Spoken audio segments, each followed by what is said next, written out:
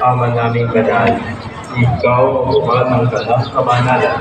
Kaya't sa kanyang Espiritu, gawin banal ang alab na ito upang ang katawan at dugo ng aming Panginoong Yesu Kristo.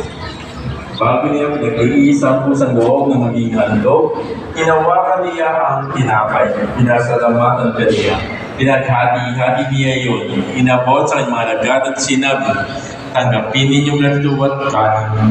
Ako ay kawan niya at nagkakasaya. Diyan lang. Sige. Sige ako.